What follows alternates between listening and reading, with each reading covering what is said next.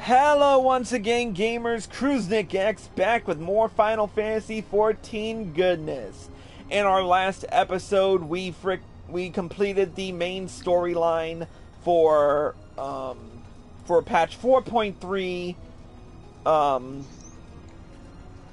Under the Moonlight. Sorry, I'm getting everything mixed up. So it's now time to move on to one of the other arcs of the Stormblood story.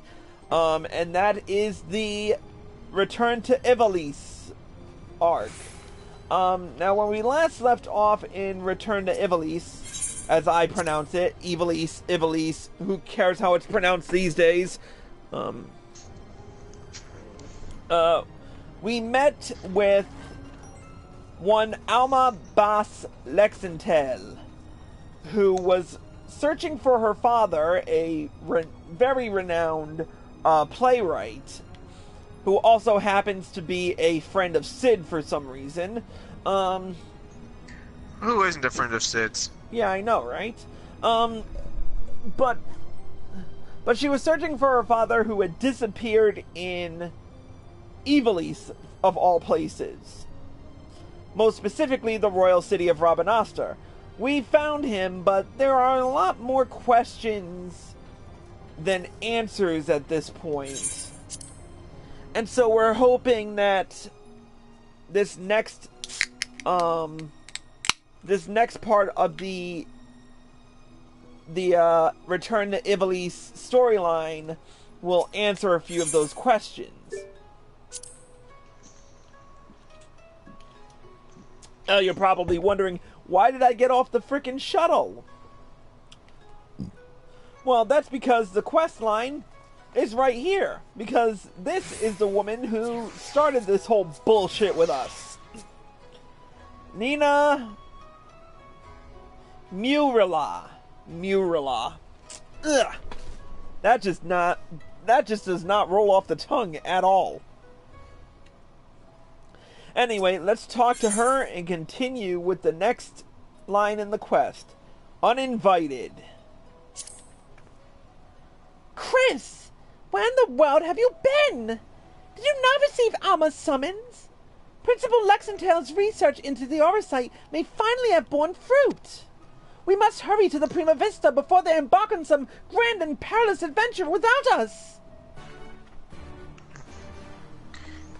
Can't have that. Yeah, no, we can't. Alright, up to the ship. Wrong can. Right can. If you would follow me to the shuttle, good sir.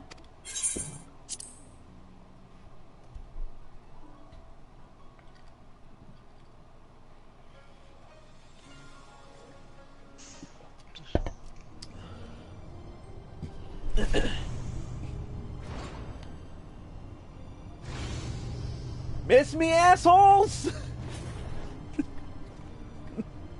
Had to use that red versus blue line at least once. Figured that was from. Chris, Lady Murila. Thank you for answering my summons. Master Garland was kind enough to send for an Archon from Sarlian, and I thought it only right that you be present to hear her findings. An Archon from Sarlian?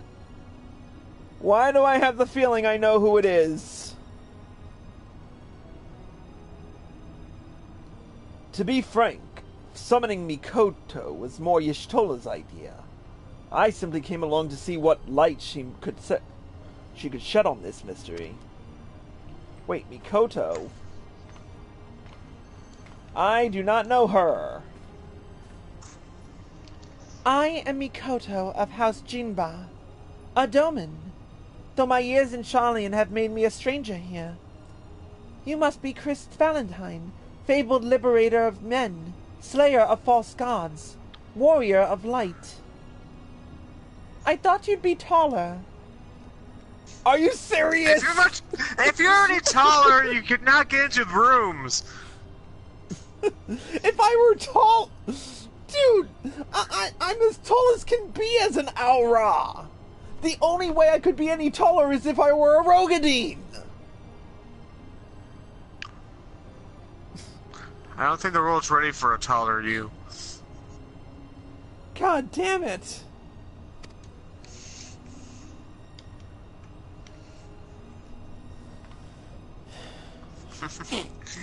Is this the aura site she's talking? Yep, there it is, the aura site.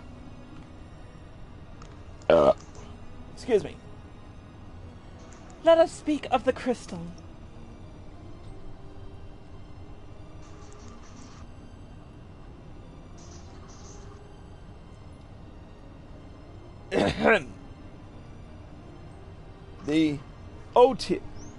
The Otius, one of but many aurosite shards that aided in Noble Delita's rise to regent. I need to up.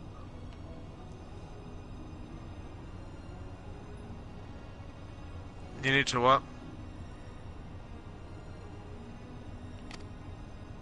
Oh, whoops. I fucked up. Let me try that again. Let me just recap. The Otius, my apologies. The Otius is no ordinary crystal. Even discounting its obvious historical importance, the specimen is more than a simple manifestation of elementally aspected energies.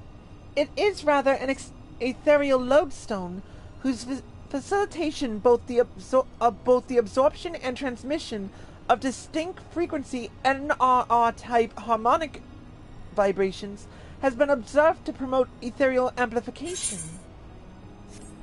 The resultant neuroharmonic disturbance allows for a highly unique emittance of CPRS waves that, instead of radiating outward with a determinant factor of dispersal, instead resonate inward at a frequency so labored, my estimates place the rate of VRT decay at upwards of several centuries. Though I must admit I lack sufficient variates to complete a truly comprehensive graphical assessment.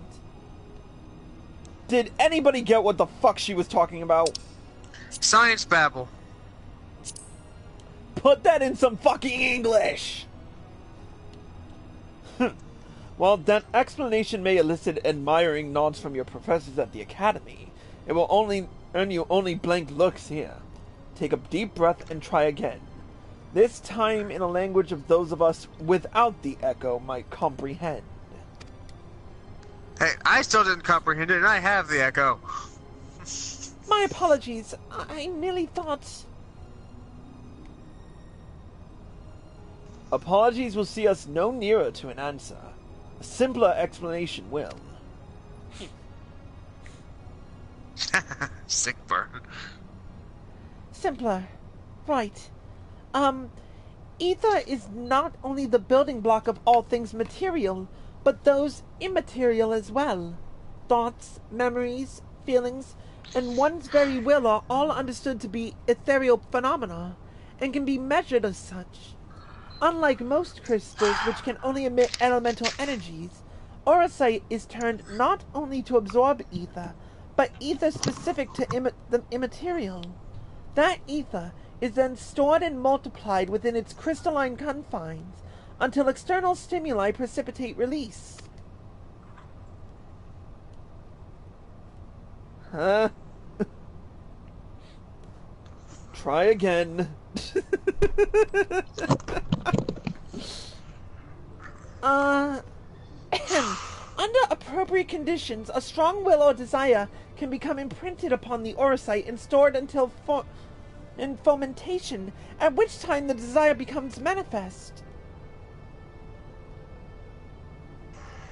Fomentation?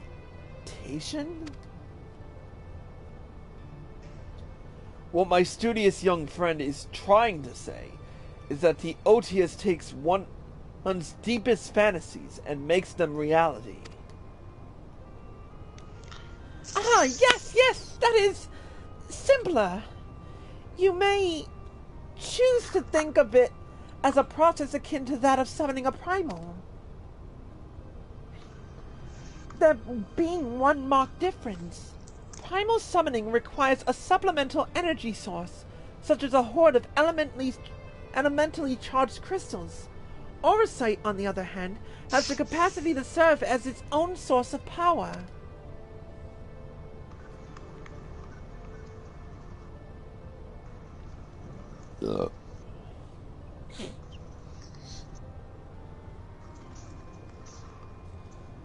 We know from the Durai papers that Argath was never king of Ivalice. He was slain in battle during the War of the Lions. War of the Lions? Yet, the Argath encountered during the recent expedition carried himself as if he had been crowned regent. I believe this was merely the Orosite in his possession making realizing his desire to rule. I am informed that he uttered the same words over and over again for the duration of the confrontation which unfolded. If that is the case, it is possible it was not actually Argath who uttered them, but the Orosite itself. They're just giving Argath a reason. If the Durai papers are accurate, Argath was a weak and petty noble who believed that his blood entitled him to power. The Orosite took that belief and twisted it into the abomination we, Chris put to the sword.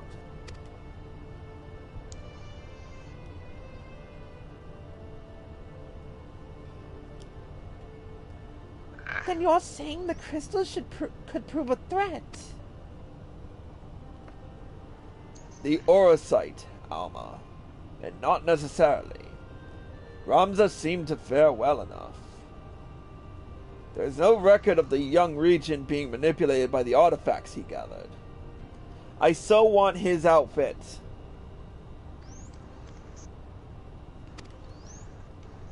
Yeah, probably male only. In the hands of the just, the Orosite should prove harmless, even beneficial.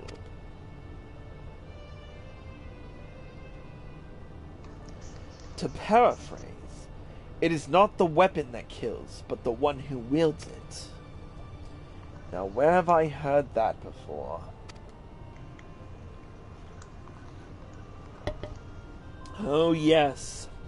It was Emperor Galvus's justification for taking the marvels of Magitek and applying them to the manufacture of arms. Where, after all, was the harm if it allowed him to bring order to the three great continents? You draw an intriguing parallel, Master Garland.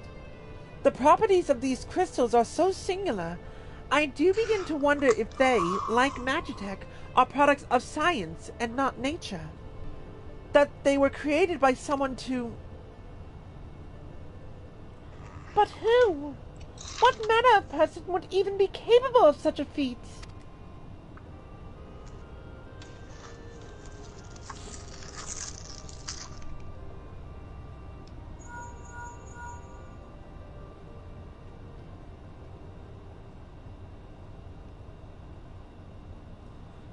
Is Sid getting a call from someone else? Now that is an interesting question, the answer to which I look forward to hearing. Regrettably, I have pressing matters to attend to elsewhere. Fear not, however. Mikoto's insight will prove far more beneficial than anything I might accidentally contribute. Good day to you all.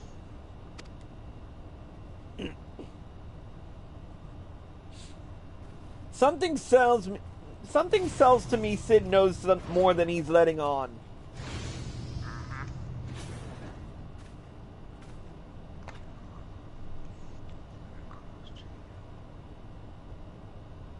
What I don't understand is...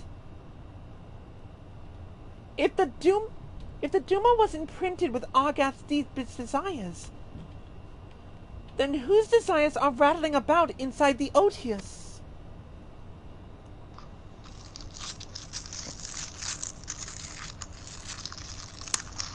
I had the self-same question, and thus conducted a thorough inspection of the crystal upon my arrival. The results were inconclusive.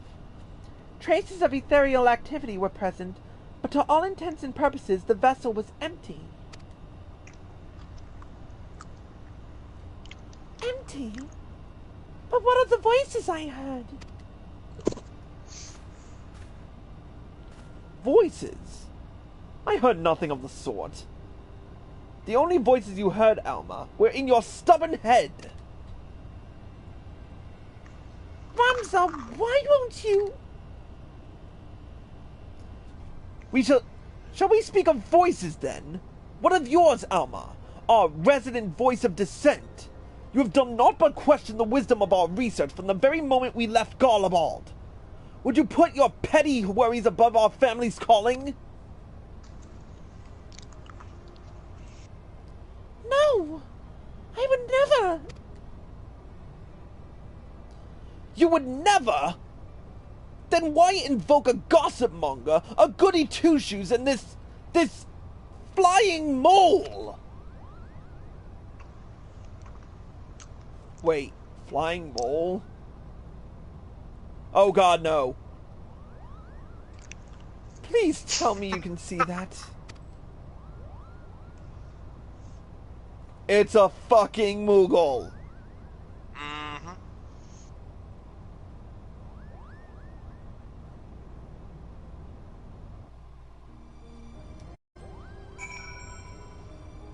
This is weird. So weird. So weird. Okay, there was no Moogle that came through that door, right?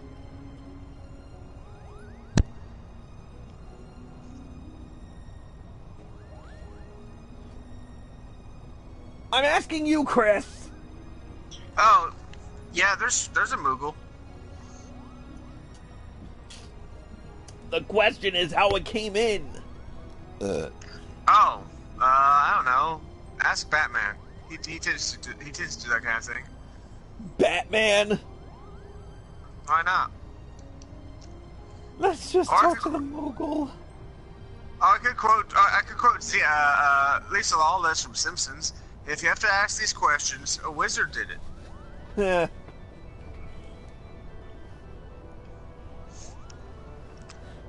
Am I interrupting? Oh, please do go on. My acceptance into your fine troops' ranks can wait until all have said their piece, Kupo. Gods, get this. Mont Blanc. The name is Mont Blanc, denizen of Dalmasca's deserts, seeker of thrills, adventurer extraordinaire. But you may call me Mont Blanc, Kupo. Dalmasca has long been known as a melting pot for myriad cultures, where minor races such as the Sikh, the Banga, and the Viera might live in relative harmony with the Hyr, Elzen, and others. Yet there is no record of a prominent Moogle population. Most likely because we are neither prominent nor populous. My people are nomadic by nature, ever drawn to the elusive frontier and the freedom she promises, Kupo. Moogle? Of course I'm a Moogle, Kupo! You'd think the adorable wings and the fluffy palm wouldn't have given it away! Now, about my admission into the Majestic... I will announce no such thing! The Majestic is the Empire's premier theater company! We will not sully its good name by granting refuge to a fluttering ball of fur! And furthermore, how in the world did this abomination board the Prima Vista in the first place?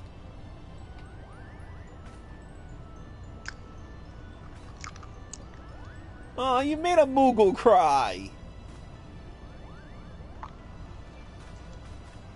By means of his wings, were I to guess. As for his admission to our company, I do not seem to recall race, creed, or allegiance on my list of prerequisites, do you? No, Father. Very well, then. Mont Blanc, what is it exactly that calls you to the stage? Our stage.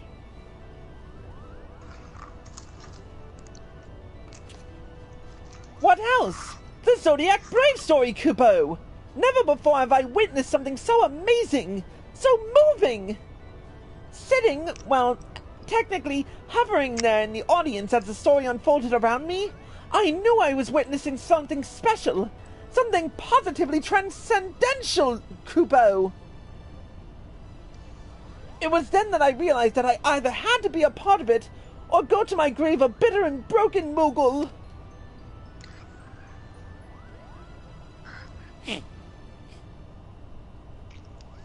Well, was this realization before or after you swore you simply had to become the realm's greatest marauder, Kupo? Oh God, another Moogle? Yep. Herdy? How did you...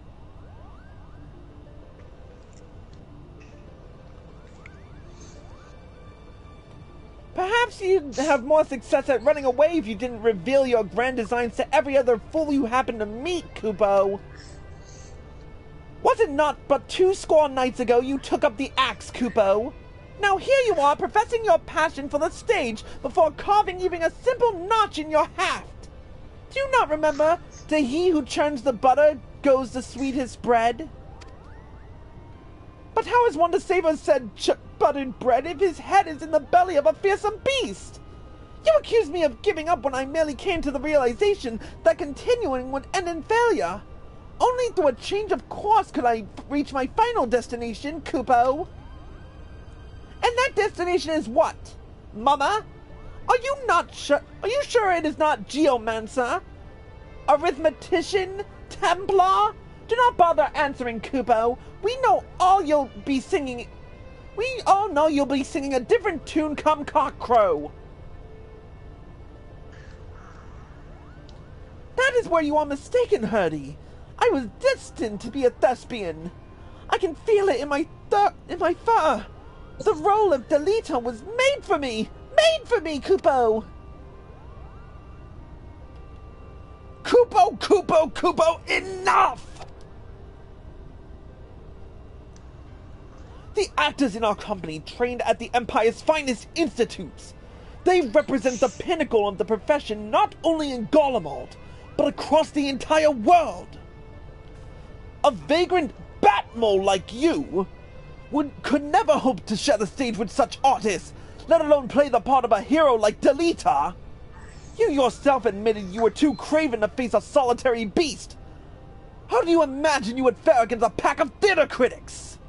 Any troupe would need proof of valor before it could even consider.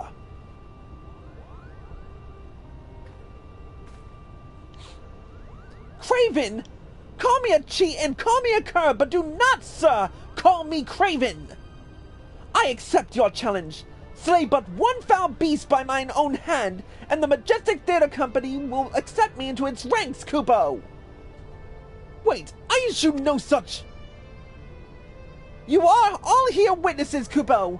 When I return with the head of a terrible beast in my gore-stained hands, you will be honor-bound to welcome me, Mont Blanc the Mummer, into the fabled ranks of the Majestic. Good day!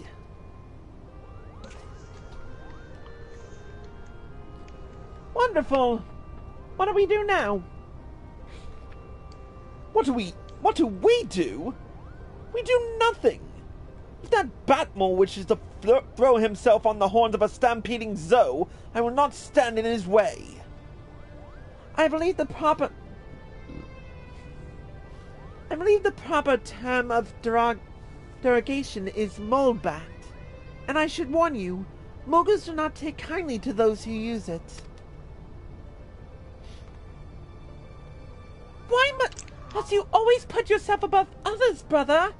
Did you learn nothing from Argat's wretched example? Mont Blanc would never have set off on this fool's errand had you not made the challenge. If anything befalls my brother, his blood will be on your hands!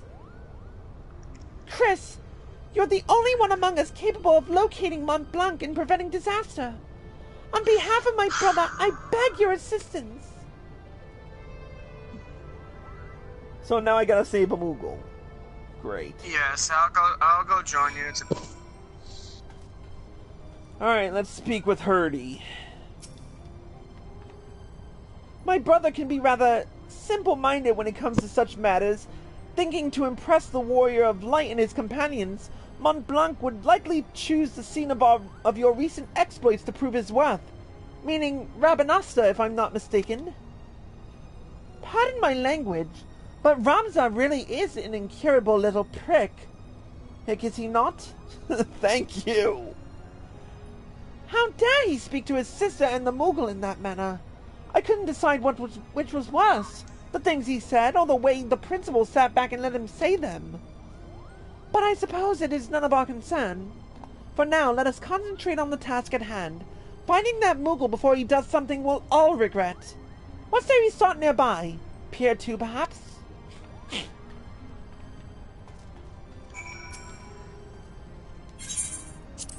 Why Pier 2?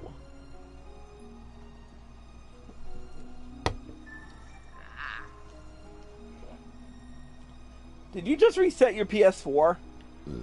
No, my cat reset my PS4, my viewing PS4. Oh. Well, my cat's like laying on my PlayStation. Wait, you're viewing PS4? Yeah, I upgraded my PS4 to a Pro, and allocated my original PS4 for oh, Netflix, you got a PS4 Pro, nice. So I allocated my older PS4 to just viewing stuff.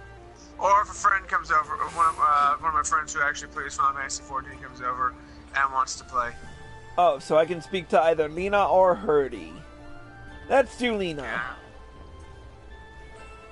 The Falcon Porter tells us that he set a traveling blacksmith away to Yansha, not a Bell Pass. And why would that be of interest to us, you ask? Because said peddler of iron and steel was seen to be carrying a bag stuffed to the brim with, and I quote, albino mole fur and purple bat wings. Mont Blanc! Not that we look like that, Kupo. The quickest route into Dalmasca is via the One River and its western tributaries. If Mont Blanc is bound for Rabanasta, he will seek passage from the Glittering Basin.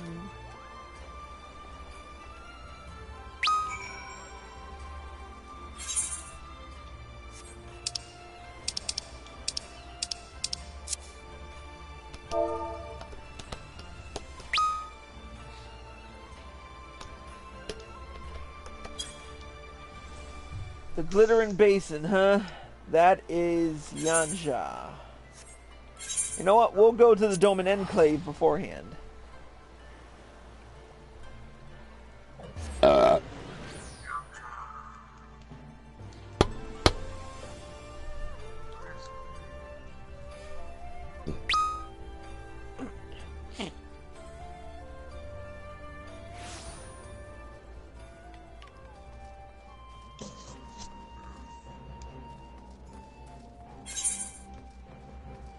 Where am I going in this place?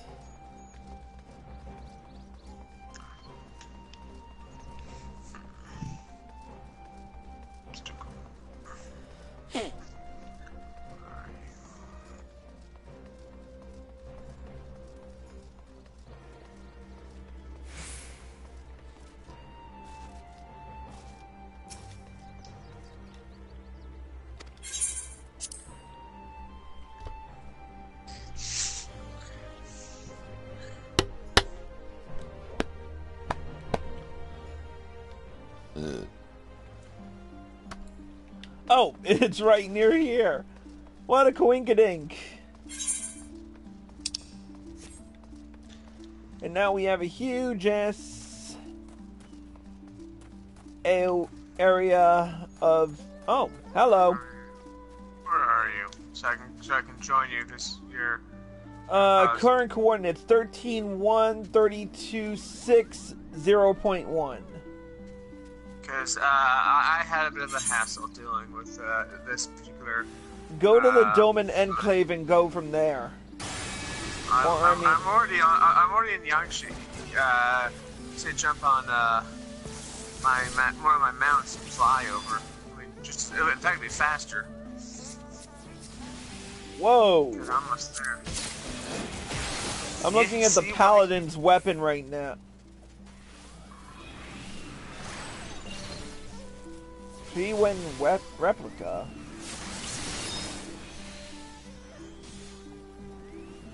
Okay, that's not the, Eureka weapon.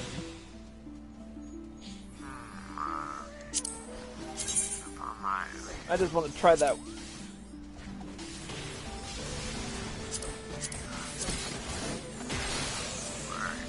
Whoa! I want this shield. Like, seriously. I'm definitely gonna be working on relics after I get all my jobs up.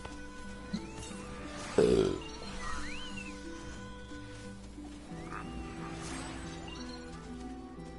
what about Homura? What is it? Oh yeah, that paladin sword looks fucking awesome. Oh yeah. Okay, that does look cool. Now, have you fought your red chocobos yet? Not yet. Here we go.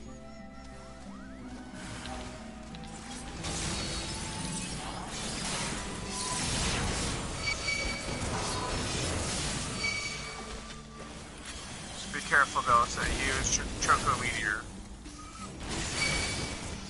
What do I care about Chocobo Meteor? I'm the main character. I can't die.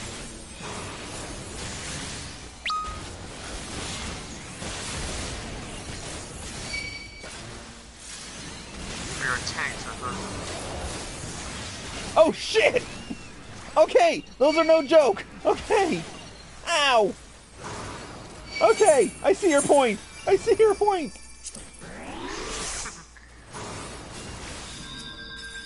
Yeah, I was not expecting them to be that evil when I went for him. Yeah, but they give a vulnerability debuff like something fierce.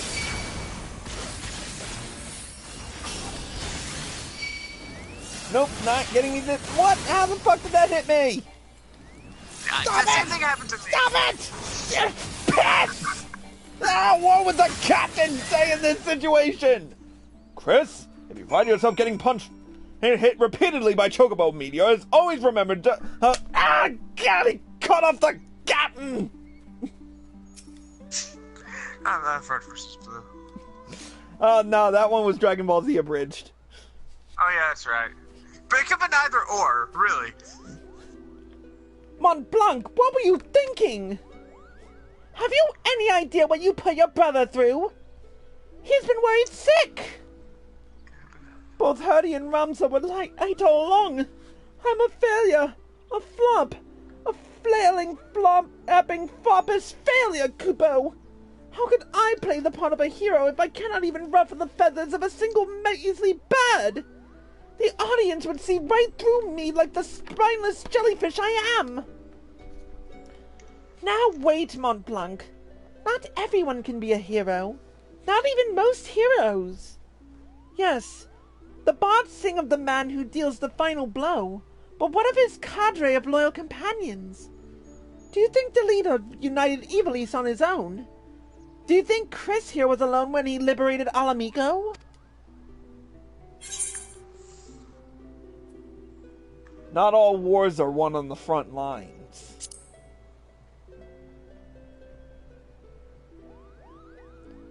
But of course they're not! Every campaign needs a brilliant architect, the mastermind who moves the pieces across the board. I, Mont Blanc, can be that mastermind. That was quick. Let us not dwell on the details. The day is saved and Mont Blanc has escaped sans scratch or or sins to show for it. We should return to the Prima Vista before our luck runs out.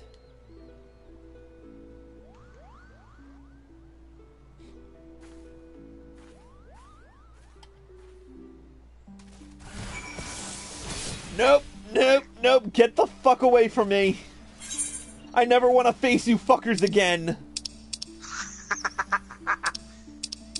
Those things you can just go straight to hell.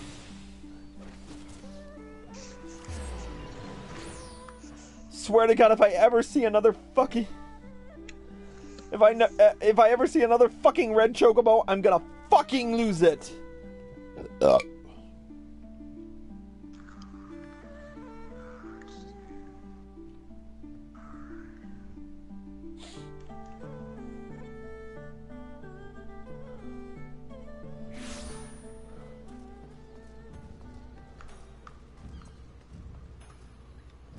Let's take the porter to the, where is it? Kogane Dori Markets.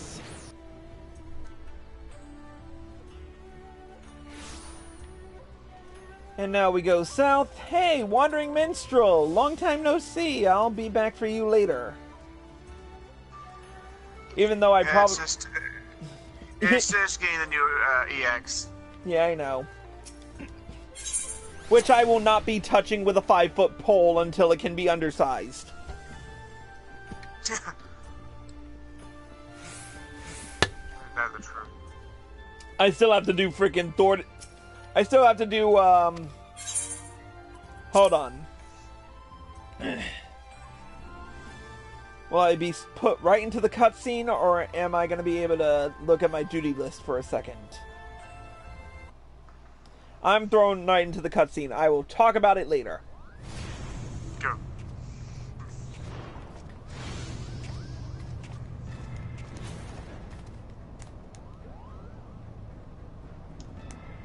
Oh, these fuckers.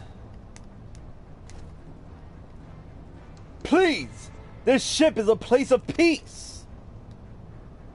Release my sister, or you will answer to me!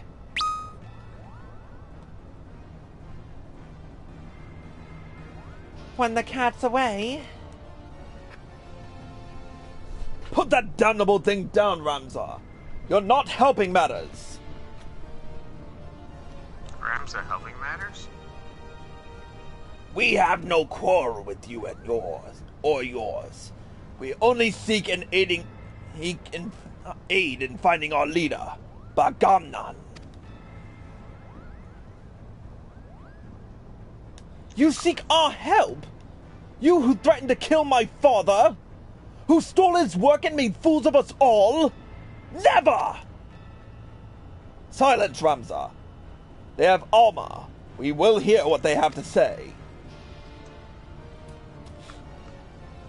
As I said, we have no quarrel with you. We only did what was necessary to secure an audience.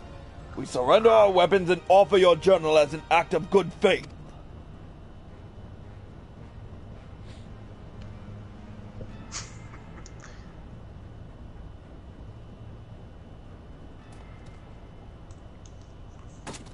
He had to look at his hands just to remember what weapon he has in his... Which hand had the weapon in it? What weapon am I holding again? Right. Which hand is my weapon hand? Oh, yeah. Okay. This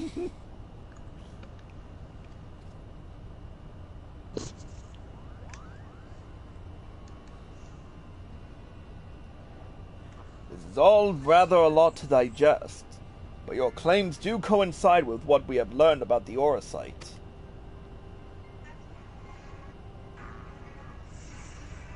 You're saying that Crystal did something to our captain?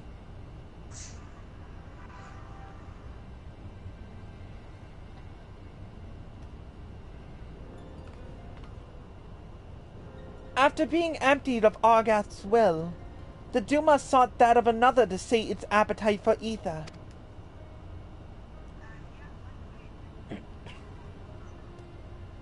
You're saying that Crystal ate our captain?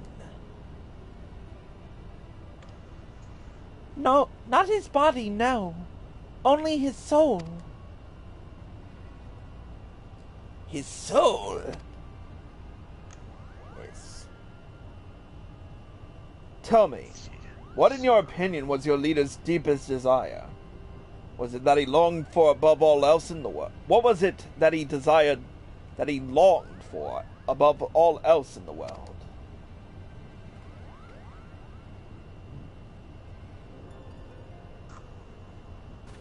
Why waste your breath reasoning with these lizards? They showed themselves for the beast they are when they put a knife to your throat. First mole bats, now lizards. This one's tongue. First mole bats, now lizards. This one's tongue is pure poison.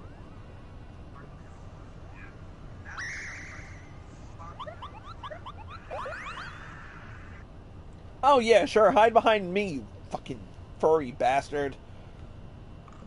The boy can call us what he pleases. For our past failings, we deserve no better. Your failings? 30 summers have come and gone.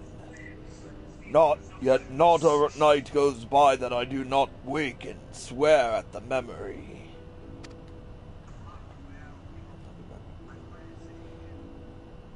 We were Fusiliers and the Damascus army, stationed in the royal stronghold at Naubina.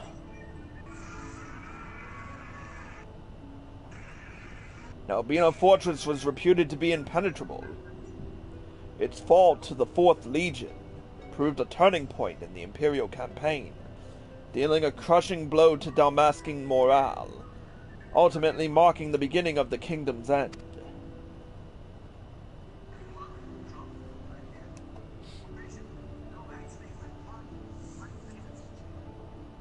Bagamnan was our captain. And once it was clear the day would not be ours, Prince Rasta, commander of the garrison at Naubina, tasked him with one final mission.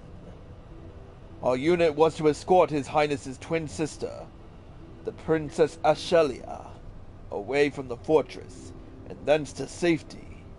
But things did not go as planned.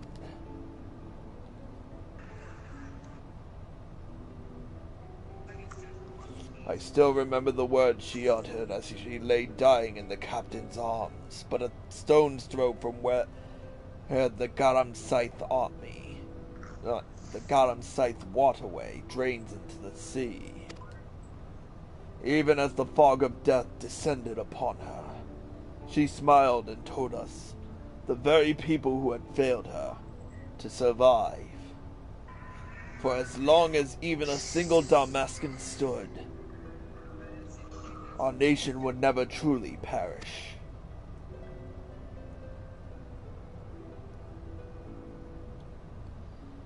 But it should not have been us who survived. By failing to protect our charge, we betrayed the princess and her memory, and brought shame upon our race. So yes, we are not but cold-blooded lizards deserving of whatever scorn you deign to heap on us.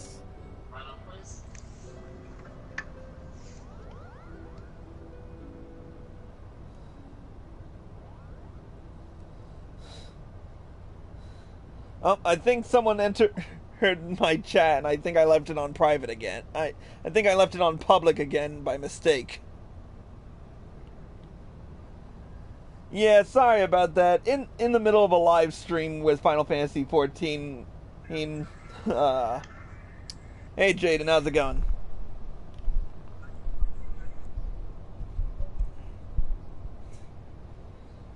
Yeah, we're kind of in the middle of the cutscene, so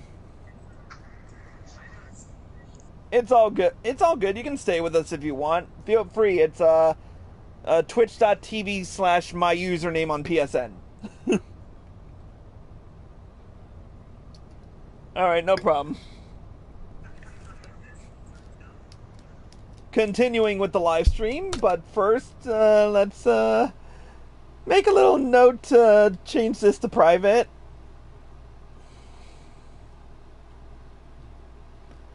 That works. Anyways, sorry about that, folks. Continuing where we left off. I think we may safely assume a deep-seated hatred towards the invaders of his homeland, coupled with self-loathing born from a sense of powerlessness. The darkness that lurks in the heart of Bagamnan is little different from that which drove Argath, the self-same emotions that were to nourish the Duma.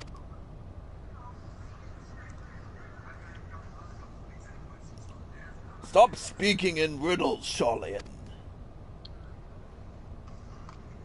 She's saying your brave captain will eventually turn into a monster, or rather, more of one.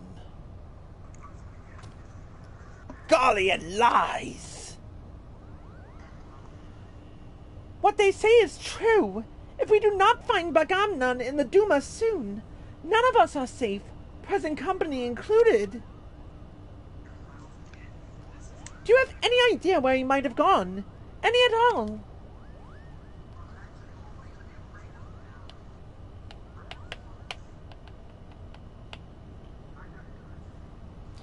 Wait, look at this. Something has been added to the final page of my journal.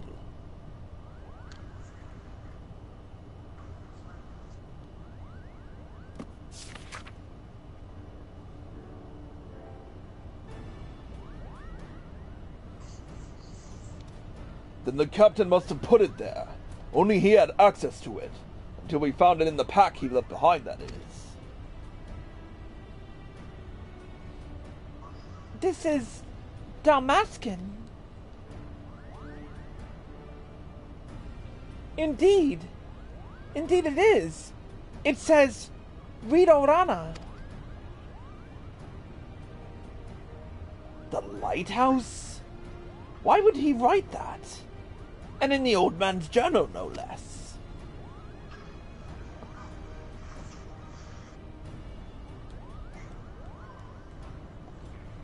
There's a place in the Valnod Sea, far to the south of Rabanasta, where the ocean tumbles into a gaping maw more than a mile across, the Ridorana Cataract.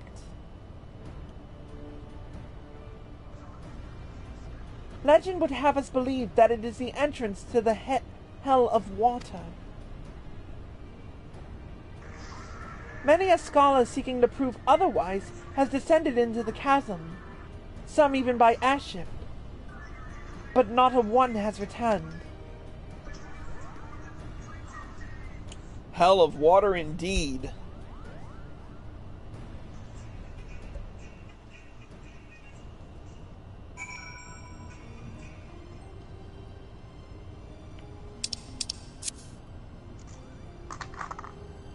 Alright,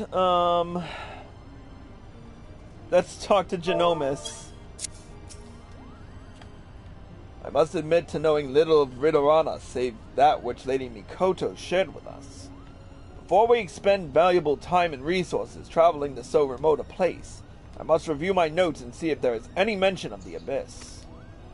We shall send for you as soon as we learn aught of interest. Well, you know aught of interest, but we're going to take a quick break before we do that. Until then, that's it for this episode of Cruise Nick's Purgatory. Thank you all for watching. A special thank you to Lord Fireaxe for joining us. No problem. And if you're watching this on Twitch or Live or PlayStation and you like this show, feel free to hit the follow button below.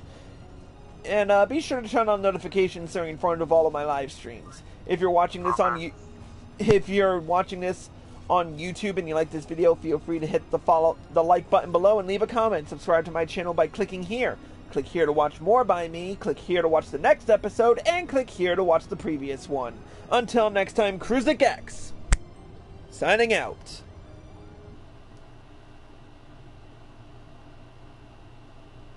We're going to continue in just a quick second.